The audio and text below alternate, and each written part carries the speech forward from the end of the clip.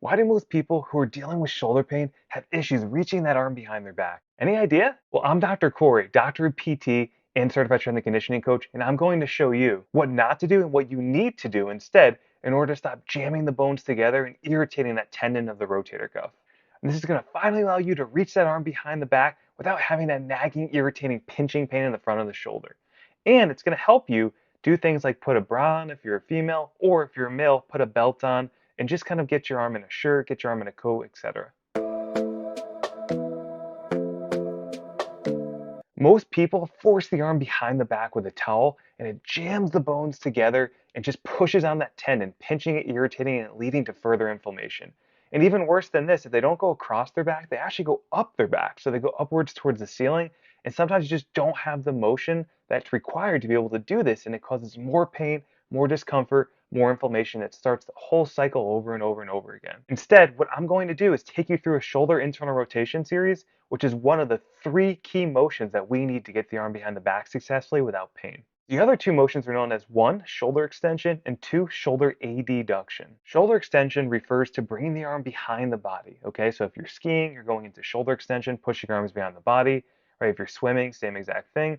Shoulder adduction, on the other hand, is returning the arm back to the midline. So you're bringing your arm closer to the midline of the body, sometimes even crossing over. But when you do cross over the body, reaching to the opposite side, that's called horizontal adduction.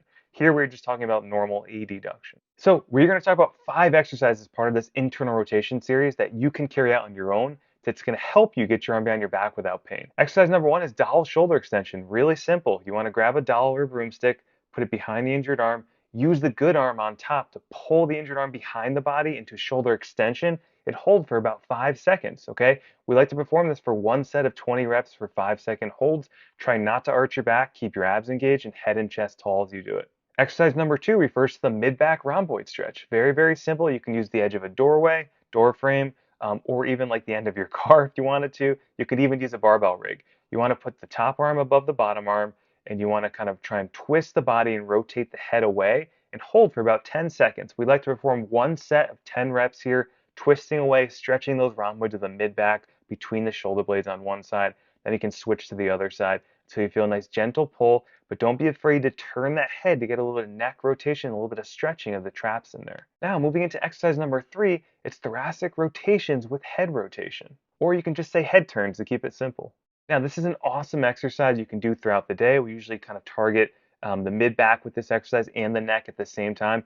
And we'll have clients do this for an average of 2 to 3 times per day, morning, afternoon, and night, typically after their meals, breakfast, lunch, and dinner.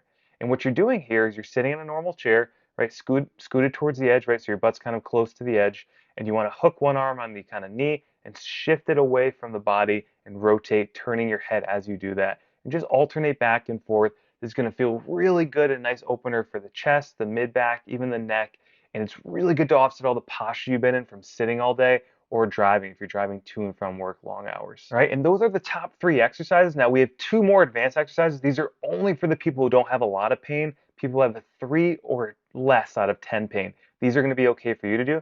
But before we get into those advanced exercises, we're going to show you one quick thing. If you're ready to fix your shoulder pain, get my free shoulder pain fix guide by joining my Facebook group, NTS Shoulder Pain Relief Method. Now back to the video. Exercise number 4. This is advanced again, so keep that in mind. You want to have low pain levels to be able to do this one. It is called arm behind back hip hinge. Now for this exercise, you're going to take your injured arm, put it behind your back as far as you can, slide it up the back as far as you can.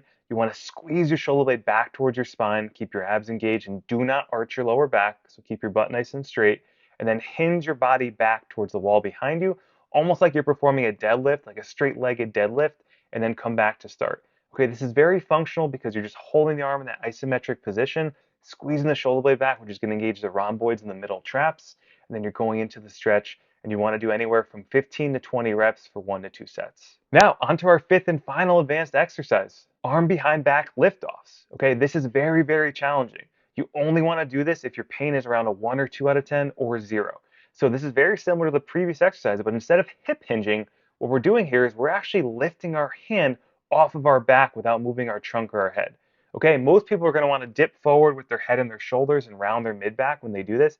Do not do that. That is cheating. You're going to get nothing out of it if you do that. So just like the arm behind the back hip hinge, what you want to do here is squeeze the shoulder blade back first, then lift the hand second and clear the low back by a couple inches, and then slowly return to start. Now, sets and reps should be low on this one because it's so challenging. You want to do anywhere from 1 to 2 sets of about 8 to 10 reps. You don't want to do more than that, especially your first couple times doing it, because this one's going to be really sore. Imagine you feel some discomfort in the front of the shoulder, which is not uncommon. Now, you've seen 5 good exercises that you can use as part of our internal rotation series to get your arm behind the back again.